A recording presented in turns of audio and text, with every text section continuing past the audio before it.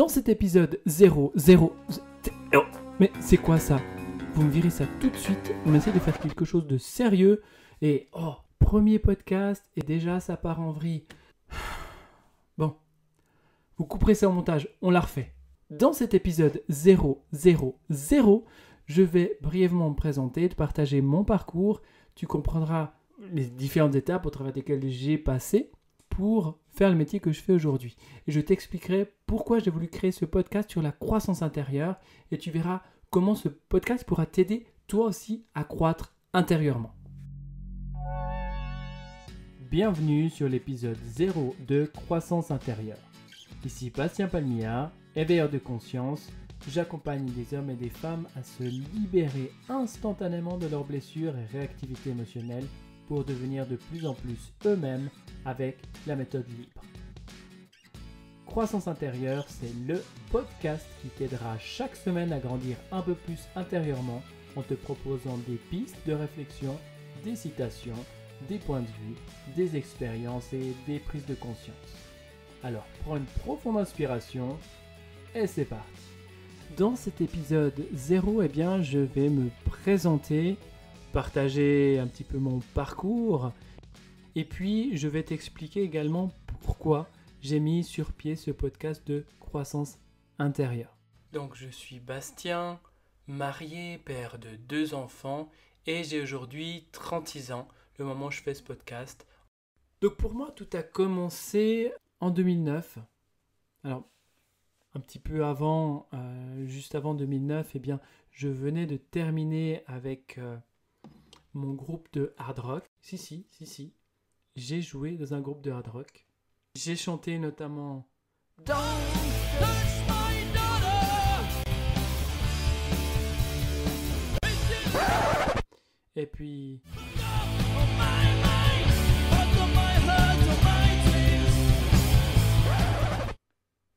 bref, cette époque étant révolue, nous sommes en 2009 et en 2009, je me retrouve à me lever, je vais devant le miroir et j'ai un petit peu mal à la tête, ça me brûle et j'ai un immense bouton sur le front. Je remarque tout de suite que ce bouton est un petit peu étrange, qu'il fait mal, qu'il est brûlant et il me fait un petit peu peur. Donc du coup, je vais consulter mon médecin. Celui-ci me diagnostique un zona ophtalmique. Un zona, c'est ces boutons qui poussent au niveau des nerfs et c'est vraiment une maladie de la peau, mais quelque chose de très douloureux, de brûlant en fait. Et à me libérer de ce zona-là, pour m'aider à apaiser tout ça, le médecin me prescrit différents médicaments qui sont malheureusement sans effet. Et à un moment donné, j'ai commencé à avoir peur parce qu'il commençait à s'approcher de mon œil. Et le médecin m'avait bien dit que si le zona continue à progresser, ça pouvait atteindre ma vue. Et là, un membre de ma famille m'a parlé du magnétisme et d'un certain magnétiseur en particulier.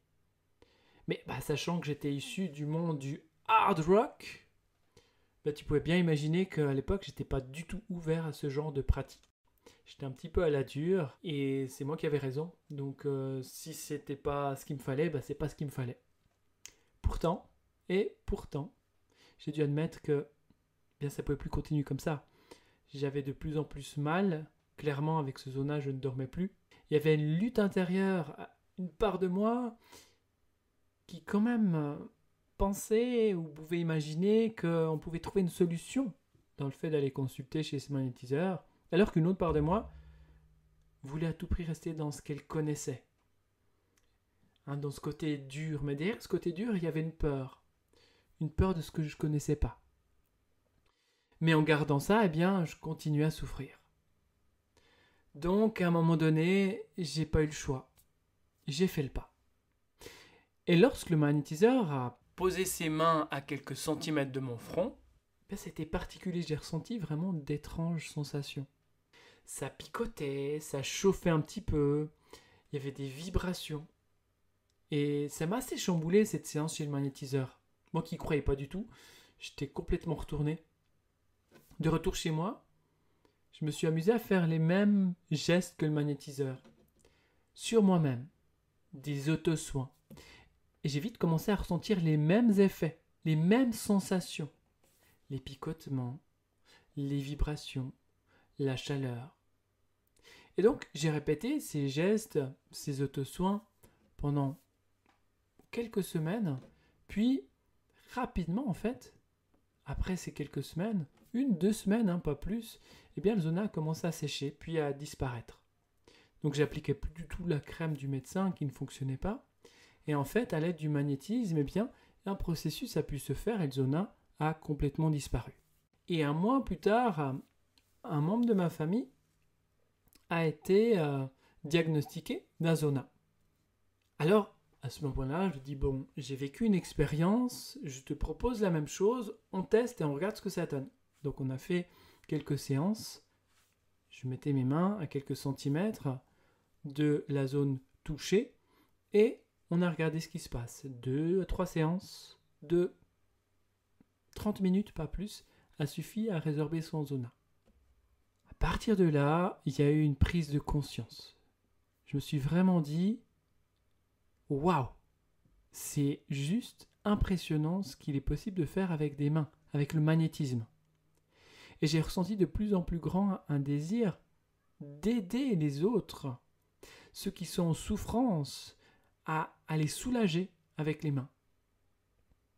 Donc en suivant cette lancée, j'ai suivi plusieurs formations dans les soins énergétiques, en développement personnel, j'ai suivi des cours de relaxation, de méditation, de radiesthésie, enfin différentes choses, tout m'intéressait à l'époque et j'étais vraiment fasciné par tout ce que j'étais en train de découvrir et de voir que ça fonctionnait, que le magnétisme, c'était pas du charlatanisme, mais quelque chose de bien réel, quelque chose qui fonctionne et qui peut être très aidant. Alors moi qui te le dis, mais à l'époque, c'est pas le hard rocker là qui aurait dit ça. Et plus tard, bien un ami qui avait le secret pour le zona, pour se libérer du zona, m'a transmis ce secret. Et petit à petit, les gens commençaient à me contacter pour les aider à guérir de leur zona. Mais c'est pas ce qui m'intéressait, moi. Ce qui m'intéressait, c'est qu'ils puissent prendre conscience de la raison pour laquelle ils avaient ce zona. Et qu'en fait, au travers de ça, c'est pas moi qui, un coup de baguette magique, allait libérer un zona, mais eux, de par leur prise de conscience, qu'est-ce qui fait que j'ai ce zona-là, pouvaient se donner l'opportunité de s'en libérer. Alors je leur expliquais ce qu'était le zona, la symbolique du zona, ce que ça signifiait là où se trouvait le zona sur le corps. Et puis, je partageais avec eux différents comportements émotionnels, différentes situations, différents événements qui pouvaient être à l'origine de cette maladie. Et ensuite, eh bien, j'ai créé un blog, videbonheur.ch, pour partager des articles pour aider différentes personnes qui vivent certaines souffrances à se libérer. Donc je partageais vraiment mes compréhensions, ce que je découvrais à ce moment-là, et je partageais au plus grand nombre sur ce site Vide Bonheur. Ensuite, il y a eu plusieurs amis qui m'ont rejoint dans l'aventure pour partager du bonheur, pour accéder à des clés qui nous permettent d'être plus heureux dans la vie. Et puis, j'ai continué de faire des soins énergétiques. Et je me rappelle, lors d'un soin énergétique particulier, eh bien, la voix s'est imposée. Alors que je parlais jamais pendant un soin énergétique, eh bien, la voix s'est imposée. C'était assez particulier au départ. Et suite à ça, en fait, la personne m'a confié que ça l'avait aidé à se libérer d'une émotion, ou en tout cas, ça l'a accompagné à se libérer d'une émotion qu'elle avait de la peine à relâcher. Et ça lui a permis de faire une libération émotionnelle. Et je me suis dit, mais waouh, ce qu'on peut faire avec la voix, c'est intéressant ça. Et progressivement, eh bien, j'ai fait le choix de suivre une formation d'hypnothérapeute. Donc, j'ai suivi cette formation d'hypnothérapeute dans le but de pouvoir accompagner les gens à se libérer de différentes problématiques, accéder à leurs ressources avec l'hypnose pour aller mieux. Et en fait, durant cette formation, un point fort durant cette formation, eh bien, c'est ce moment où l'intervenant a posé une question en lien avec ce qu'on était en train de travailler. Et à ce moment-là, il a posé sa question et moi, spontanément, il y a une réponse qui m'est venue à l'esprit. Mais cette réponse ne correspondait pas du tout, mais pas du tout à ce qu'il attendait des participants. Et du coup, ça l'a tellement étonné que tout le monde a commencé à rire. Lui le premier en disant que « mais non ». Je me rappelle bien qu'il a dit « mais en hypnose, on va jamais, jamais aussi loin ». Non. Et tout le monde m'a regardé d'un air un peu étrange. Et en fait, ce moment-là, précisément, c'est ce moment-là que j'ai compris que ok, l'hypnose c'est intéressant. Mais dans ma recherche, c'est pas là que je vais trouver ce que je veux vraiment. Je dois aller encore plus profondément. Chose que j'ai fait quelques mois plus tard, j'ai suivi une formation d'hypnose spirituelle. Hypnose de régression qui permet de vivre des expériences dans des vies passées. Alors ça, c'était super intéressant. Cette découverte de cette formation avec l'hypnose spirituelle de l'IHS, pour ceux qui s'intéressent, eh bien, cette formation a permis d'aller accéder à des vies passées et de voir l'impact que peut avoir des vies passées sur notre vie présente. Ça a permis d'approfondir les séances où je pouvais mêler en même temps l'hypnose thérapeutique, mais avec tout ce que j'avais appris avec l'hypnose spirituelle. Et puis, j'ai commencé à pratiquer cette hypnose spirituelle avec des résultats surprenants, avec des séances très profondes, avec beaucoup d'émotions, beaucoup de libération émotionnelle. Mais malheureusement, au travers de ce processus, qui est un processus super intéressant, eh bien, c'est la personne qui doit accéder à toutes ces informations-là. Donc certaines personnes arrivent très bien à accéder à ces informations, alors que d'autres ont différents blocages.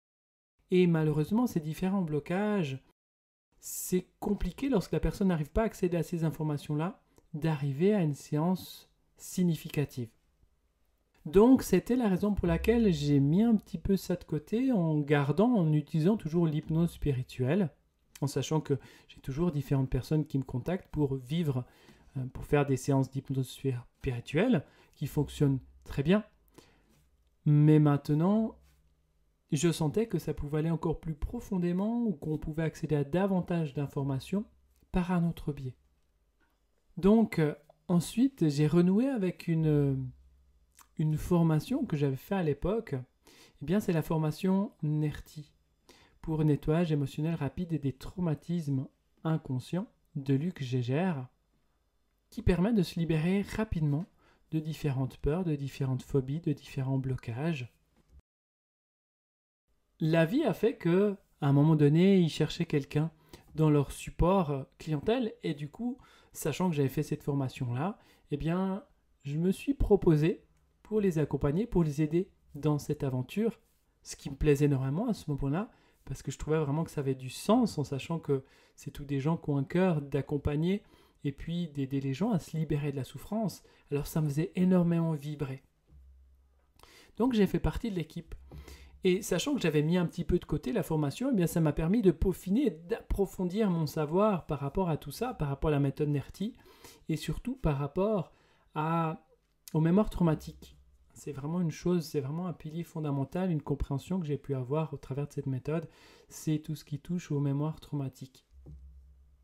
Et puis, on avance dans les années et on se trouve peut-être début de l'année 2020, année particulière, mais sans savoir encore que ça serait une année particulière, une amie qui me demande de l'aide pour son bébé qui venait d'avoir 9 mois à ce moment-là, et qui avait de la difficulté à dormir, qui avait des terreurs nocturnes. Il m'a demandé si éventuellement je pouvais l'aider, l'accompagner avec NERTI pour libérer quelque chose, et s'il y avait une possibilité de faire un transfert. C'est-à-dire que étant donné que lui, le bébé, ne pouvait pas partager tout ce qu'il ressentait comme sensation, ce qui est vraiment intrinsèque à la méthode NERTI. La personne partage tout ce qu'elle ressent, c'est au travers de ça qu'on peut l'accompagner à se libérer. Eh bien, clairement, sur un bébé, c'est pas possible. Donc elle m'a demandé si elle pouvait aller en transfert et ressentir tout ce que le bébé, lui, pouvait ressentir. Donc on a fait ce travail-là et j'ai pris des baguettes de radiesthésie pour faire cette séance-là. Avec mes baguettes de radiesthésie, on est parti dans l'idée d'aller chercher la source de ce qui a généré cette problématique. Qu'est-ce qui faisait que son enfant, que son bébé, il avait des terreurs nocturnes. Et puis, on descendait chaque mois 9, 8, 7, 6, 5, 4, 3, 2, etc. Et en fait, aucune problématique à ce niveau-là. Donc, dans ma compréhension, je me suis dit, ok, ça va peut-être encore plus loin. Donc, on a ouvert l'hypothèse que c'est quelque chose qui pouvait provenir d'une vie passée. Et bien là, à ce moment, les baguettes se sont fermées, comme pour indiquer que le blocage se trouve à cet endroit. Et ce qui fut très intéressant, c'est qu'à ce moment-là, le bébé s'est réveillé et a commencé à pleurer. Et nous, de notre côté, on ressentait différentes sensations, différentes émotions particulières assez douloureuses. Donc, on a fait ce travail pour accueillir toutes ces émotions, et puis tout s'est apaisé. Ensuite de quoi, des résultats ne se sont pas fait attendre. Je crois quelques nuits après, le bébé dormait beaucoup plus facilement, c'était beaucoup plus fluide et beaucoup plus serein. Donc là, il y a eu une prise de conscience par rapport à ça. Je me suis dit, mais en fait, c'est possible d'aider des gens qui, eux, ne sont pas forcément en contact avec leurs propres sensations. Et ça a été vachement intéressant de découvrir. Et puis, c'est aller encore un petit peu plus loin. C'est-à-dire que tout ce que j'expérimente dans la vie, je le mets à profit dans mes différentes séances que je propose. Donc, dès que c'est validé, dès que je vois que ça a un effet, je l'utilise, je l'intègre aux séances d'hypnose que je menais, aux séances NERTI que je menais également. Alors, j'ai commencé à observer qu'avec cette méthode qui était en train de naître, qui n'avait pas encore de nom, qu'il y a quelque chose qui était en train de se passer. J'utilisais les baguettes de radiesthésie pour aider les gens à se libérer de différents blocages. Et puis donc, ce que je faisais dans ce processus, c'est que j'entrais en contact avec le blocage, et une fois en contact avec le blocage, je ressentais toutes les émotions. Et à ce moment-là, c'est comme si je revivais, j'entrais en contact avec cette mémoire traumatique, et j'aidais la personne à s'en libérer. Jusqu'au jour où j'ai tout ramassé. J'ai tout ramassé, c'est-à-dire qu'une personne qui était aux prises avec de fortes angoisses, une crise d'angoisse assez forte, pour l'accompagner, pour l'aider, j'ai plongé avec mes 2 baguettes, corps et âme, et là, j'ai tout ramassé, je me suis grillé. C'est-à-dire pendant une semaine, j'avais des douleurs dorsales insupportables, une grande fatigue, je me sentais vraiment pas bien. Et je me suis quand même posé la question, si on me permet de découvrir différentes possibilités pour aider, pour accompagner les gens, c'est pas pour que moi, je sois mal de mon côté. Parce que d'une part, j'aurais plus envie de faire ça, et d'autre part, si je ramasse, à un moment donné, je peux tout simplement plus aider, en fait. Alors, m'est venue une idée de faire les choses un peu différemment, de prendre du recul. Et en fait, dans cette possibilité de prendre du recul, il s'est avéré que c'est encore plus rapide et les résultats sont encore plus directs et on peut faire un travail encore plus profond. Et c'est là, en fait, qu'est née cette méthode qui associe différentes approches. On reprend le soin énergétique, avec le magnétisme, avec les soins énergétiques, avec la radiesthésie, avec l'hypnose thérapeutique, mais aussi avec l'hypnose spirituelle, et également avec différents principes de la méthode NERTI qui sont vraiment ce que cette méthode m'a énormément apporté, c'est vraiment sur le plan des mémoires traumatiques et de l'impact des mémoires traumatiques sur notre vie. Donc il y a ces différentes approches qui ont comme été plusieurs pièces de puzzle qui se sont assemblées pour créer la méthode libre. Libre pour libération instantanée des blessures et réactivité émotionnelle. Et c'est aujourd'hui, avec cette méthode, que j'accompagne des hommes et des femmes à se libérer de différentes blessures émotionnelles, différents blocages qui peuvent être associés à la vie intra-utérine, qui peuvent être liés à des vies antérieures, qui peuvent être liés à des aspects transgénérationnels, tout simplement parce qu'avec cette méthode, tout ce qu'on peut mesurer avec le pendule, tout ce qui peut être mesuré peut être libéré. On peut libérer vraiment énormément de choses en sachant que dans la méthode libre, il n'y a pas de temps, il n'y a pas d'espace. On peut revenir sur des choses vécues dans le passé et déterminer combien il y a de mémoire traumatique par rapport à tel événement, combien il y a de blocages et faire un travail de libération de tous ces blocages-là. Et plus on fait ça, plus la personne va pouvoir devenir elle-même, va pouvoir se libérer de ces blocages et devenir elle-même. Puisque ma conviction, c'est qu'on est déjà complet, on est déjà serein, on est déjà heureux, ça fait partie de notre état naturel d'être bien, d'être serein, d'être en paix. Et c'est ces différents blocages, blocages émotionnels, mémoire traumatique, qui font que ça nous empêche de pouvoir ressentir ce calme, cette sérénité intérieure. Et donc quand on libère, on devient davantage soi-même. Voilà un petit peu pour ce partage de mon parcours qui m'a mené jusqu'à aujourd'hui à créer, en tout cas à synthétiser ces différentes approches pour en faire la méthode libre, méthode que j'utilise régulièrement maintenant pour faire ce travail de libération émotionnelle instantanée. Par rapport à ce podcast, comme tu as pu le remarquer, à de nombreuses reprises, je ressentais ce besoin de partager, d'accompagner. Malheureusement, au travers du blog, c'était pas ma tasse de thé que d'écrire. J'étais pas déjà super fortiche en orthographe à l'époque. Et alors j'ai fait des efforts, je me suis bien amélioré depuis, puisque lorsqu'on travaille sur une compétence, on s'améliore, c'est tout à fait naturel. Mais l'écriture, c'était vraiment pas ma tasse de thé. Donc, à un moment donné, n'ayant plus d'énergie à consacrer au blog, j'ai arrêté. Et j'ai placé toute mon énergie dans les différentes séances que je proposais. Mais derrière ça, il y avait encore quelque chose qui me manquait. J'avais ce besoin d'entrer en communication, de pouvoir partager en fait. Parce qu'il y a énormément de découvertes que je fais régulièrement avec cette méthode libre, notamment avec tout ce que j'ai pu vivre. Et alors, il n'y a pas forcément d'aspect scientifique là derrière, mais il y a des preuves tangibles où il y a des témoignages de personnes qui ont effectivement vécu des changements assez particuliers, assez étonnants.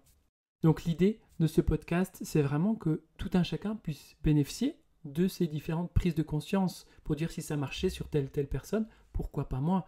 Si j'ai telle vision, je vois la vie de telle manière, on m'a dit que c'était un aspect que je pourrais jamais changer dans ma vie, et si je percevais les choses différemment, et si j'abordais un autre regard sur la vie, si je prenais l'espace d'un instant un autre point de vue, qu'est-ce que ça pourrait changer ? L'idée de ce podcast, Croissance intérieure, c'est vraiment ça.